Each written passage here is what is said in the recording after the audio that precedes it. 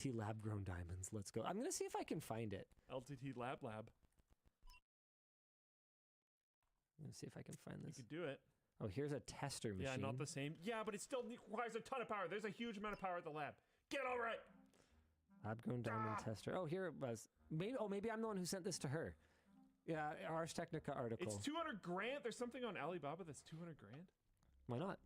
Dude, there's everything on Alibaba. Fair enough. Here it is. Wow. Synthetic diamond making machine. Whoa, it's big. Oh, dude, yeah, no, it's like a whole thing. Wow. Like, actually, for real, I don't know if we could power this thing there. Ultra high pressure, press machine, whatever. Because you need a ton of heat, you need a ton of pressure, and even then, it's not instantaneous. Cool, huh? Wow. Should we do a review? Yeah. Widely used, domestic super hard material industry, whatever. I wonder how long it would take to get an ROI off something like that. I don't know. I mean, at the rate that diamond values are plummeting, probably a while. This is probably why. Langley Man says LTT diamond encrusted gold Xbox controller. Let's go. Let's go. Do like one in every 10, one in every, I don't know, 50,000 orders on LTT store is diamond encrusted. Jerry Rig Everything apparently did a video recently on the process of man-made diamonds. Wow. Wild, dude. Who's leaving reviews of this machine? Apparently there's a review of it. Hold on, I missed this. I don't see it, you guys. That's okay. I think we've probably exhausted the interestingness of this topic at this point. Yeah. But yes, diamond shopping at Harry Winston. Amazing. Yep. It's wild to me, like, how much inventory there is in this stuff. Like, not even at, because I can understand having a bunch of inventory at your London, like, flagship store or whatever. Sure, yeah, fine. But I was at the airport, and there was like I think Citizen? I don't know, some watch brand. And just like, they're in the store. They have a $40,000 watch. And sure, a lot of that is just markup. Like, it's not real. It's not real value. It's what hopefully someone will pay for it, but it's not actual, you know, they didn't pay that much for it. But in cases like that, that's probably a gold watch. Like, it actually does have like actual cost of materials in it. And so that's just one location in one airport, you know? Like, the amount of inventory these companies have to carry, it's flipping wild to me. Are that many people buying these things? Do you think they self-recycle? Because you could pluck the gems, melt the gold, and probably reuse the timepiece itself. I doubt it, because I think if they did that, just lose like the face. Someone would leak it, and it would come out that they like were melting them down and they couldn't sell them, and it would like reflect badly on the brand. I totally don't think so. Someone says, make as advised. I buy them secondhand as my full-time job. I could even understand that, though. Like, I could almost, okay. Like, almost, even like the worst depreciating asset, you know, the worst money-burning purchases, like, you know, cars and jewelry or whatever else, they can be appreciating assets if you're an extremely savvy buyer. For sure. And, like, I would have no problem. I wouldn't want to spend money on a watch, but I'd have no problem tying up some cash in a watch that would hold its value or whatever else. Again, it's not a thing that has a ton of value to me. Like, I just need to, I've got a unicorn on my watch, you know? Like, I just need to tell the time, and also I have a unicorn on my watch. And it moves. Yeah. Like, good luck. Yeah, it like grins at me when I want to tell the time, right? Like, it's, I don't know, man. Like, I just don't really care. But if you're the kind of person that cares about that, then apparently Patek Philippe watches have unicorns on them. It says Ether Dark. Is that right? I was going to say that sounds like a Patek Philippe complication. Really? Those guys are crazy. I don't know. Maybe I'd be into that. No. It'd be analog. Entropy says buy pinball machines. Those feel like they've kind of peaked. I don't know, man. I feel like the nostalgia for pinball machines is only gonna the generation from that here. liked them. Yeah. I think hit their peak purchasing. What's pinball? Yeah. Is that a computer? Does that come on Windows XP? I don't know what Windows XP is anymore, Dan. Yeah, I really don't know about that, guys. Okay, what else we got? I do want a pinball machine, but I one want it to last play thing. it. I don't want it to like have it appreciate. One last thing. This is the most prestigious point of a page. Pretentious, sorry. Not prestigious. Most pretentious point of a page I think I've ever scrolled to in my life. Oh, yes, I'm just lounging back in my chair, evaluating my box of enormous gems and also a tiara. Next to that is something that proclaims that I'm the king of an expensive thing. Yes. Very good. Wow. I'm a man of many brilliant facets, much like the rare jewels that I built my life around. Yes. In fairness to him, he didn't write that. Yeah, he probably thought it. I'm leaving now. This website just makes me mad. I don't know. I don't know. Federal judge approves California's ban on addictive feeds for minors and notification restrictions. A federal judge has upheld a law signed by California's governor that restricts serving addictive feeds to minors unless the platform obtains verifiable parental consent. The new law makes it unlawful for the operator of an addictive internet-based service to provide an addictive feed to a user unless the operator does not have actual knowledge that the user is a minor. It also restricts sending notifications to minors between 12 and 6 a.m. and between 8 a.m. and 3 p.m. Monday through Friday, August through May. Nice. The judge granted a preliminary injunction against the notification provisions, stating that NetChoice is likely to succeed on its First Amendment claim. However, he denied injunctions against all other provisions of the law. Tech lobby NetChoice, which represents Google, Meta, and Snap, challenged the law on the basis that it violates the First Amendment. Opponents claim it could restrict non-minors' access to feeds. Okay, who cares? And means that platforms would need to gather more private information on their users, as if most social media doesn't already know our age. This was meant to be just kind of like a quick update, but yeah, they're finally regulating addictive social media for kids. Sort of. Look at that. Because everybody's just going to say they're not a kid. Yeah. I think the only way this is actually going to be maybe helpful is if your parent already makes it so that like your device is locked down or whatever. Right. But I mean, that's not the state's job to make sure that parents parent. Yeah. But at least this is providing tools for parents to actually restrict access to this stuff. I don't know. I'm Would you prefer, as a parent, would you Sure. prefer that the options were available or that it's enforced by the law? Because like I prefer to have the tools. Nice, good, granular tools, easy to use tools. I would love to see state money go into educating parents and making information about these tools available to me.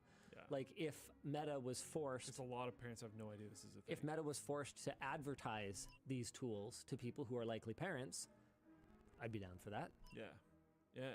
I mean, it's kind of like we've had media laws for a long time. There's like in Canada, for instance, you've been required to have a certain amount of Canadian content if you broadcast in Canada. Like I could see social media platforms that have addictive features. Much like you force the cigarette companies to have warnings on their packages. You basically say, okay, look, 10% of your ad impressions are going to have to be warning parents about, or warning people about, or providing them with access to tools, like gambling too. Like they have to spend a certain amount of their proceeds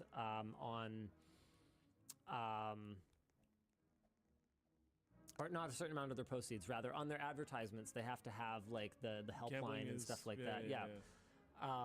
So I'd like to see a similar approach where you are sort of forced to build awareness for the tools to manage this addiction.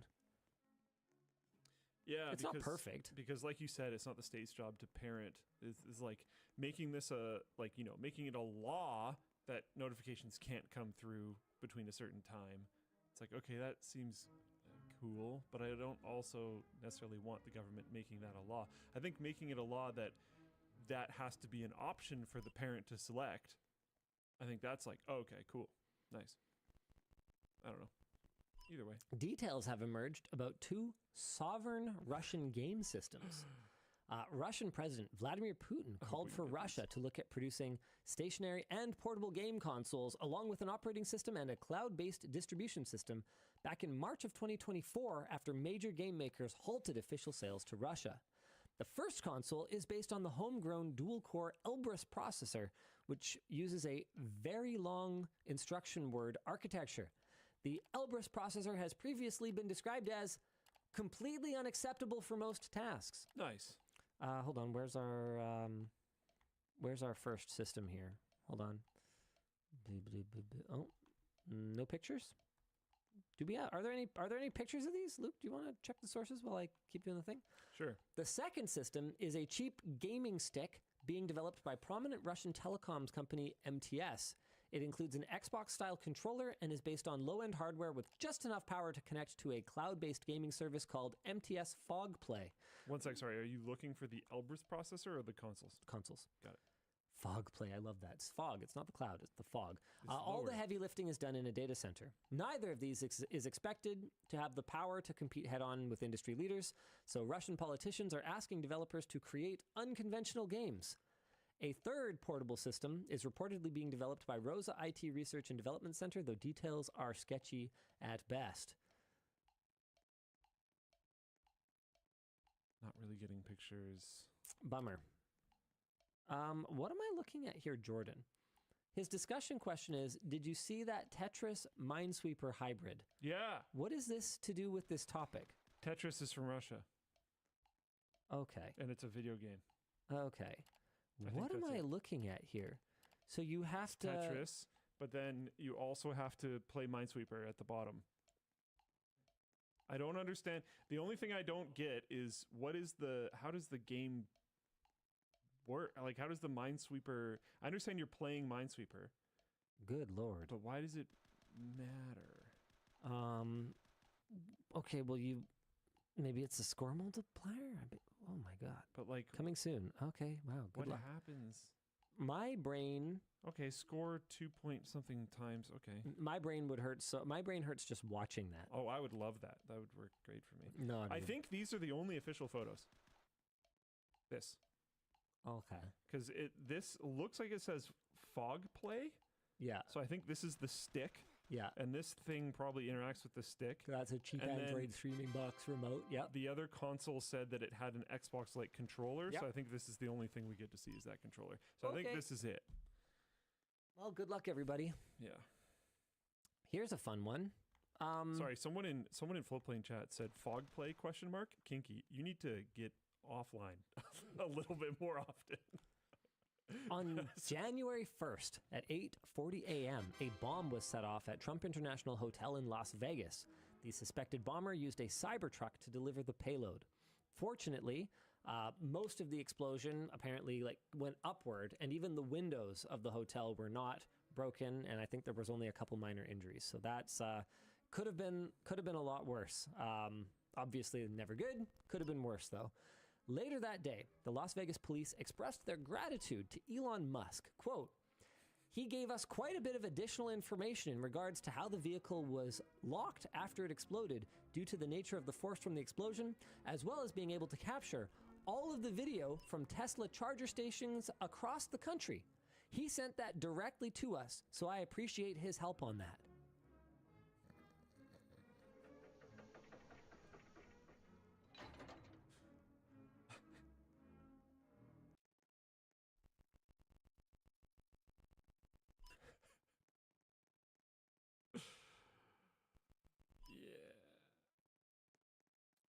This obviously raised extra questions about Tesla's control over their vehicles.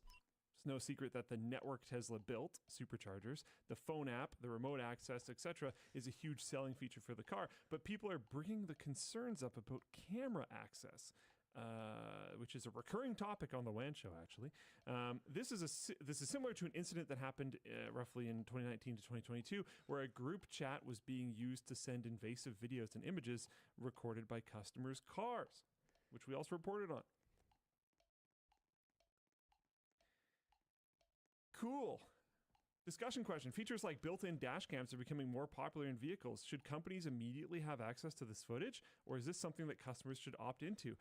My car gets so much cooler like every day. I'm so okay with having the car that I still have. It's so great.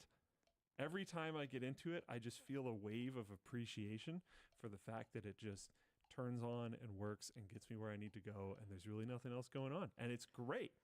So all the Elon stands that like crap on me every time I'm like, hey, the guy stands for nothing and has no principles whatsoever, like obviously. Are you guys done with that now? No. Like is this no warrant, no nothing? Is this not like the least American thing ever? It feels like it to me. Can y'all stop? I don't think this is just Tesla, I would say. Oh no. No, it's just, no. I want to make that point for sure. It's just the way the defenders try to twist these actions sure. is very is very difficult for me to stomach. When the red flags are not just red flags, they're like on fire, you know?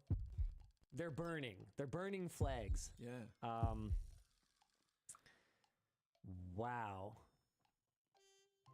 Cool. Yeah, this is great.